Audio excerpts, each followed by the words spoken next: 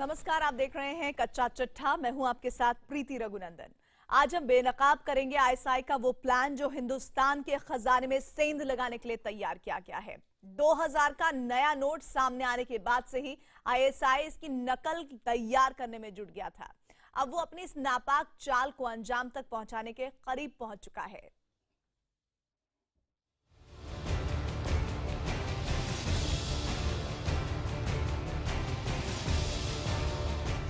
पाकिस्तान की बदनाम खुफिया एजेंसी आईएसआई की एक और साजिश बेनकाब हुई है। आईएसआई की साजिश हिंदुस्तान के खजाने में सेंध लगाने की है। अपने इस मंसूबे को अंजाम तक पहुंचाने के लिए आईएसआई पिछले करीब 3 महीनों से लगी है। भारत में हुई नोटबंदी से पाकिस्तान के जाली नोटों का कारोबार पूरी तरह से ठप हो गया। इसके बाद आए 2000 के नोट ने उसका सिरदर्द और बढ़ा दिया, क्योंकि इसे जाली बनाना काफी मुश्किल था। इस काम को अंजाम तक पहुंचाने के लिए ही आईएसआई ने एक नया प्लान तैयार किया, जिसे नाम दिया गया ऑपरेशन 2000। आईएसआई का ऑपरेशन 2000 दो हिस्सों में बांटा गया है। पहले चरण में 2000 का जाली नोट तैयार करना है, जबकि दूसरे चरण में तैयार नोट को भारत भिजवाना है। उसने इन दोनों कामों को एक साथ शुरू किया। पिछले 3 महीनों से आईएसआई अपने इस मंसूबे को पूरा करने में जुटी है। माना जा रहा है कि वो इसमें कुछ हद तक कामयाब भी हो चुकी है, क्योंकि पाकिस्तान में 2000 के जाली नोट छपने शुरू हो चुके हैं।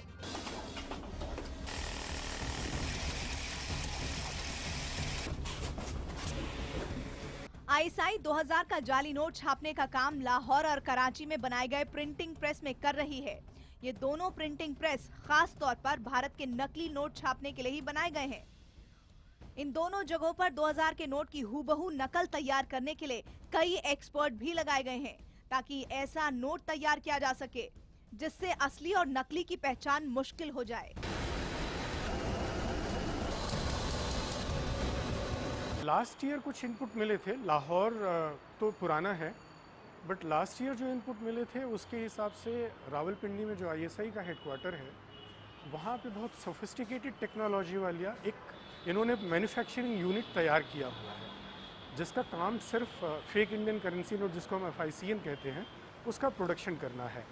और आईएसआई के कई सारे रिटायर्ड ऑफिशियल्स हैं जो इनके ट्रांसपोर्टेशन को फैसिलिटेट करते हैं। भारत का जाली नोट छापने के लिए आईएसआई ने जो ऑपरेशन चलाया है, उसे कराची और लाहौर के अलावा पाकिस्तान के कई और हिस्सों में भी अंजाम दिया जा रहा है। इन जगहों पर आधुनिक मशीनें लगाई गई हैं, जिससे 2000 के नोट की हूबहू नकल तैयार की जा सके। इन सभी जगहों को आईएसआई के कोड वर्ड में ऑफिस कहा जाता है। 2000 के नोट में 17 ऐसी खूबियां हैं जिससे इसकी नकल न तैयार की जा सके। इन्हें नोट का चुनाव चिन्ह कहा जाता है। ये निशान नोट के असली और नकली होने की पहचान भी है।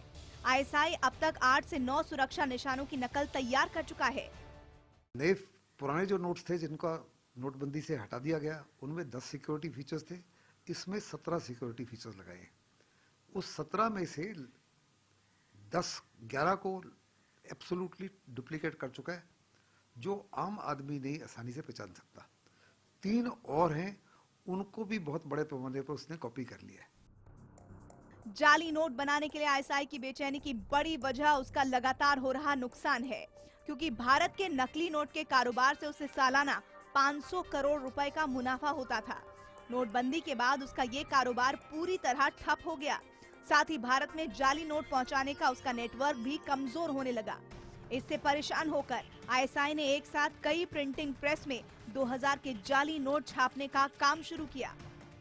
खुफिया सूत्रों के मुताबिक आईएसआई 2000 का जाली नोट तैयार करने के बाद 500 के नोट की भी नकल तैयार करेगा, क्योंकि भारत में 2000 के मुकाबले लोग 500 का नोट ज्यादा पसंद कर रहे हैं। आईएसआई एक तरफ हमारे नोट की हूबहू नकल तैयार करने में लगा है, तो दूसरी ओर वो जाली नोट भारत पहुंचाने के काम में भी जुट गया है। रावलपिंडी में आईएसआई के अफसरों को इसी काम में लगाया गया है। वो दुनिया भर में अपने नेटवर्क को फिर से जिंदा कर रहे हैं। खासकर दुबई और बांग्लादेश में आईएसआई के एजेंट को अलर्ट कर दिया गया है। इस तरह आईएसआई जाली नोट का अपना कारोबार फिर से शुरू कर चुकी है, जो नोटबंदी के बाद से तकरीबन बंद हो गया था। ऑपरेशन 2000 के तहत आईएसआई 2000 के नोट की हूबहू नकल करने में जुटा हुआ है। दूसरी ओर जाली नोटों को भारत पहुंचाने के लिए वो दुनिया भर में अपना नेटवर्क भी मजबूत कर रहा है। यही नहीं, इस काम को अंजाम तक पहुंचाने के लिए दूसरे देशों में पाकिस्तान के दूतावास के अफसर भी लगा दिए गए हैं, जो नोट के तस्करों की मदद करने में लगे हैं।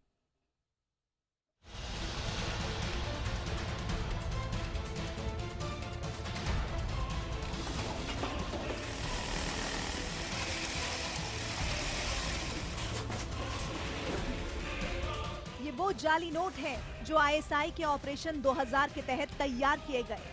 इनमें से कई नोट ऐसे भी हैं जिसे देखकर सुरक्षा एजेंसियां भी हैरान हैं, क्योंकि इन्हें देखकर असली और नकली का फर्क कर पाना काफी मुश्किल है।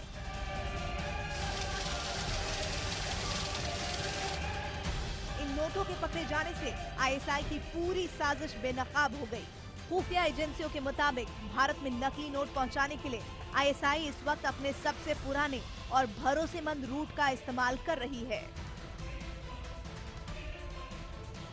आईएसआई जाली नोट को पहले कराची से दुबई भिजवा रही है।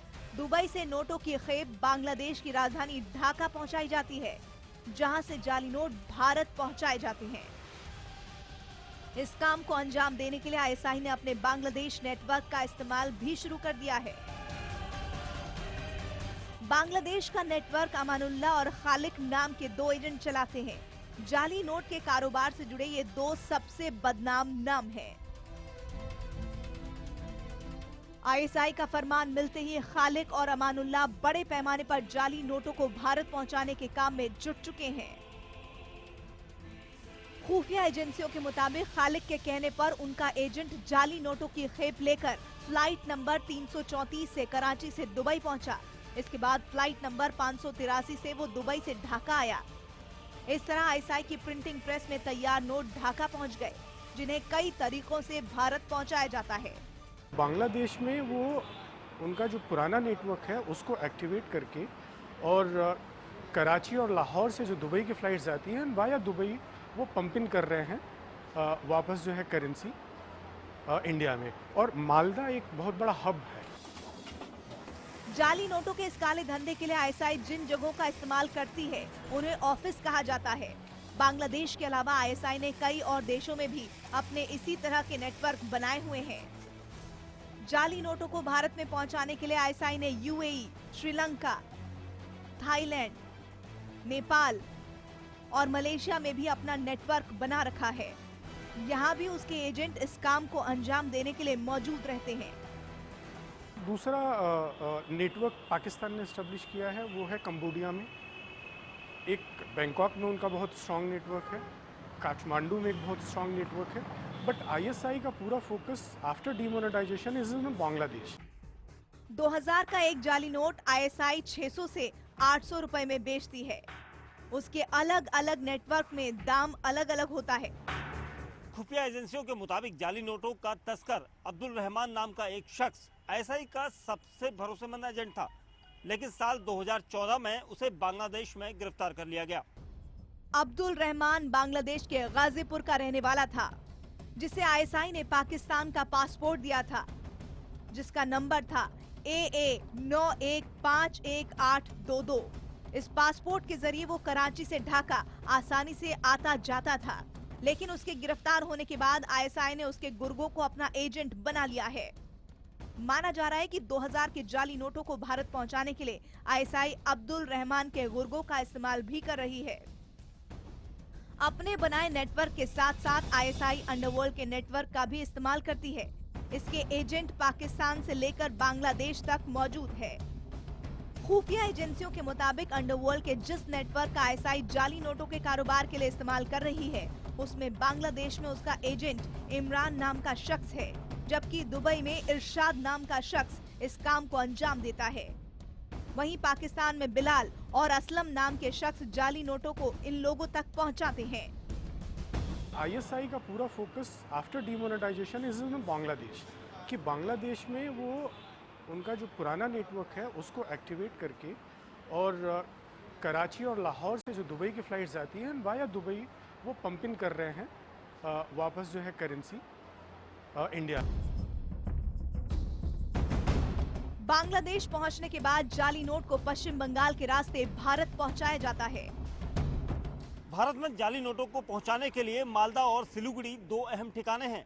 इसीलिए जाली नोटों के कारोबारी नेपाल के रास्ते का भी इस्तेमाल करते हैं। इस काले कारोबार से आईएसआई मुनाफा तो कमाती ही है, साथ ही वो भारत में भेजे गए अपने आतंकी की भी मदद करती है। नोटबंदी के बाद आईएसआई को दोहरा झटका लगा है। इससे उबरने के लिए उसने अपने सभी नेटवर्क को एक साथ काम पर लगा दिया है। इसके अलावा आईएसआई दूसरे देशों में पाकिस्तानी दूतावास के कर्मचारियों से भी इस काम में मदद ले रही है, ताकि नुकसान की भरपाई जल्द से जल्द की जा सके। नकली नोट भारत की अर्थव्यवस्था के लिए लंबे समय से सिरदर्द बना हुआ है। इसके पीछे सबसे बड़ा हाथ आईएसआई का है, जिसका मकसद भारत की अर्थव्यवस्था को कमजोर करना भी है। साथ ही वो जाली नोटों के जरिए 500 करोड़ रुपए का कारोबार भी कर लेता है। इसके अलावा वो इसे भारत में भेजे गए आतंकियों की भी मदद करता है। इसलिए नोटबंदी के बाद वो बुरी तरह परेशान हो गया।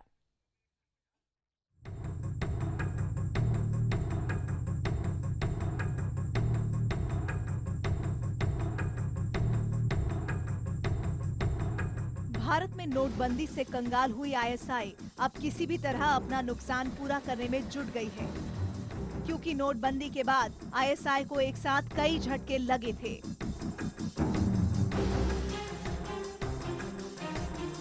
आईएसआई भारत का जाली नोट 30 से 40% के दाम पर बेचता है, यानी 1000 का एक नोट वो 350 से 400 रुपए में बेच देता है। खुफिया एजेंसियों के मुताबिक आईएसआई को 1000 रुपए का जाली नोट तैयार करने के लिए 39 रुपए की लागत आती थी, जबकि भारत की लागत 29 रुपए थी।